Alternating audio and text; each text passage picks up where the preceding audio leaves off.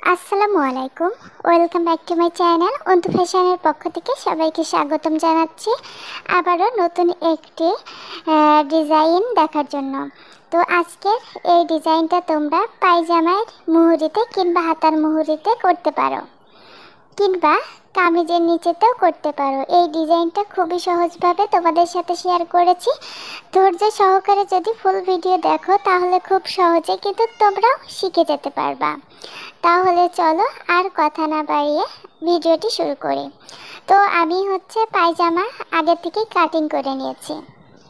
তো আপনাদের পায়জামার লং যত হবে তার থেকে 2 ইঞ্চি কম নেবেন।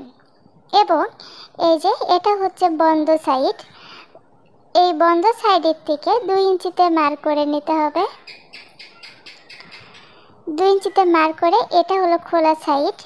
তো বন্ধ সাইড থেকে এখন আমি এটাকে হালকা রাউন্ড করে এই যে খোলা সাইডের সাথে মিলিয়ে দিলাম। তো এখন এটাকে আমি কাটিং করে নিচ্ছি। তো এই যে কাটিং করা হয়ে গেল। এটা এই যে হালকা কোনা শেপ হলো মাঝখানে, এই আর কি। তো আমি আগের থেকেই ডিজাইনটি করার জন্য পেস্টিং এবং টুকরো কাপড়টুকু কেটে নিয়েছিলাম। তো পেস্টিংটা লম্বায় আমি নিয়েছিলাম 18 ইঞ্চি।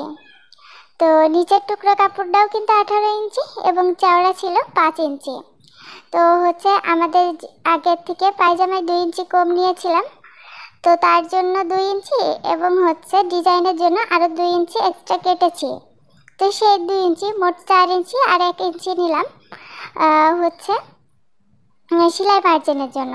আর পেস্টিংটা বসাতে হবে চকচকে পিঠটা কাপড়ের সাথে বসাতে হবে, দেন তারপরে আয়রন করতে হবে। আর অবশ্যই কাপড়টাকে উল্টো রাখতে হবে এবং পেস্টিংয়ের চকচকে পাশটা কাপড়ের সাথে লাগিয়ে আয়রনটাকে একটু ভালো মতো হিট দিয়ে নিতে হবে। ভালো মতো হিট দিয়ে দেন এর উপর দিয়ে আয়রন করলে কিন্তু পেস্টিংটা লেগে যাবে।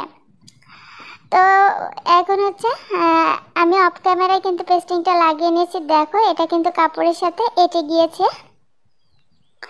তো এই যে এখন এটাকে সাইডে একটু সাদা রয়েছে, তো পেস্টিং দেখা যাচ্ছিল, তাই আমি এটাকে হালকা কেটে নিলাম। এখন 1 ইঞ্চি দূরত্ব রেখে আমি এটাকে সেলাই দিয়ে নিব। তো এই জায়গায় আমি কাপড়টাকে সমান করে দেন সেলাই দিয়ে নিচ্ছি। তো এই যে দেখো আমি কিন্তু 1 ইঞ্চি গ্যাপ রেখে সেলাই দিয়ে নিয়েছি। তো প্রথমে 1 ইঞ্চি গ্যাপ রাখবো, দেন তারপরে 1/2 ইঞ্চি গ্যাপ রেখে দেন আরেকটা সেলাই দিয়ে নিব। তো আমি প্রথমে 1 ইঞ্চি গ্যাপ রেখে সেলাই দিলাম, আর এবার 1/2 ইঞ্চি গ্যাপ রেখে সেলাইটা দিলাম। তো দেখো এটাই কিন্তু ডিজাইন। তো এখন আবারও 1 ইঞ্চি গ্যাপ রেখে সেলাই দিব। তো এটা আমি আনুমানিকভাবে এটাকে নিয়ে নিচ্ছি। তো তোমরা চাইলে কিন্তু এখানে দাগ টেনে নিতে পারো, চাইলে, তাহলে এটা আরও সোজা হবে।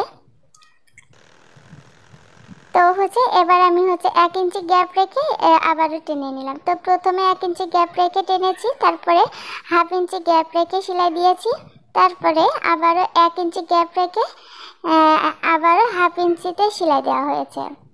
তো এইভাবেই কিন্তু আমি পুরোটা সেলাই দিয়ে নিচ্ছি। তো দেখো আমি কিন্তু পুরোটা সেলাই দিয়ে নিলাম। তো এইভাবেই কিন্তু আমি 2টি পায়ের মুহুরি কিন্তু তৈরি করে নিয়েছি। এই যে তো দেখো 2টি কিন্তু রেডি হয়ে গিয়েছে। এখন লেস লাগাবো।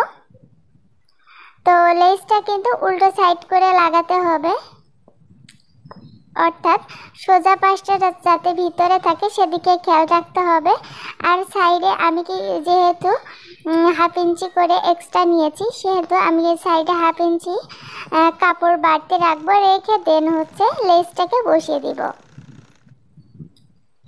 তো এই যে আমি লেসটাকে বসিয়ে দিলাম এবং বাড়তি লেসটুকু কেটে নিয়েছি। এখন এই যে একই সাইজের আমি আরেকটা টুকরো কাপড় নিয়ে নিয়েছি।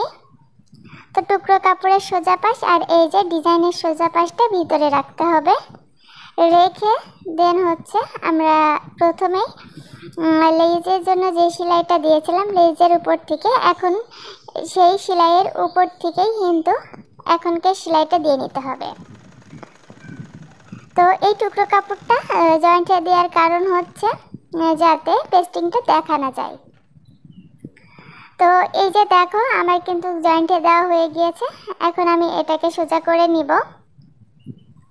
আর এখন হচ্ছে এটা কিভাবে সোজা করবা, লেজটাকে এইভাবে ধরতে হবে এবং দুইটি কাপড় একসাথে করে নিতে হবে।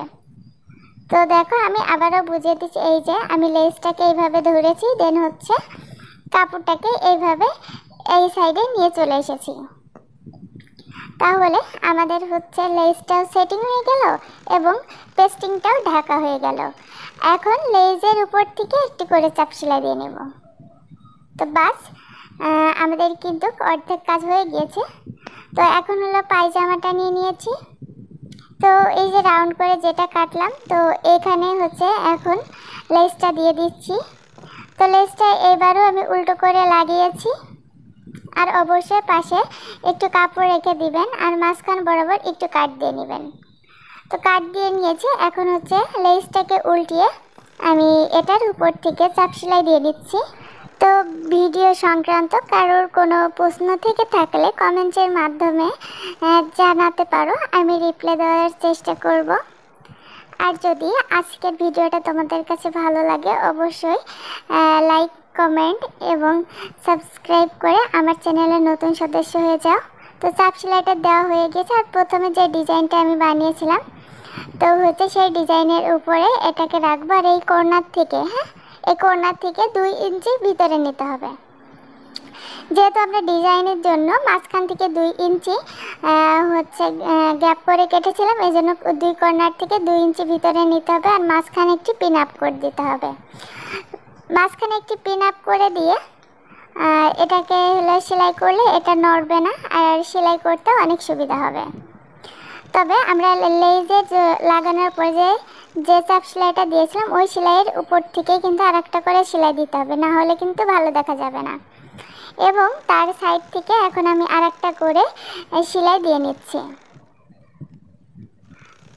তো দেখো আমি কিন্তু তার সাইড থেকে আরেকটা করে সেলাই দিয়ে নিলাম। তো বাস তৈরি হয়ে গিয়েছে আমাদের কিন্তু ইউনিক ডিজাইনার পায়জামার। তো এখন হচ্ছে আমি অফ ক্যামেরায় পায়জামাটার বাকি কাজটা করে নিব। তো তার আগে এই যে পিছন সাইডে এমন বাড়তি কাপড় থাকবে, সেই কাপড়টুকু কেটে নিতে হবে। তবে খেয়াল রাখবেন যাতে মূল অংশটা যাতে কেটে না যায়, মানে মূল পায়জামাটা যাতে কেটে না যায়। তো এই যে আমার কিন্তু পায়জামাটা একেবারে রেডি হয়ে গিয়েছে। তো বন্ধুরা আজকের ভিডিওটা কেমন লাগলো অবশ্যই কমেন্টের মাধ্যমে জানাতে একদম ভুলো না। তো আজকের ভিডিওটা এই পর্যন্তই। ধন্যবাদ জানাচ্ছি সবাইকে এতক্ষণ আমার সাথে থাকার জন্য। খোদা হাফেজ।